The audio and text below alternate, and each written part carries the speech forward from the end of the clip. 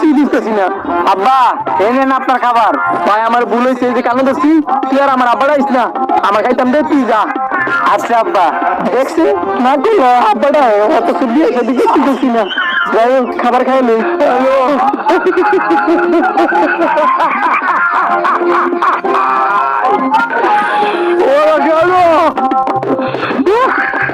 Waiter, এই যে আপনার বিল।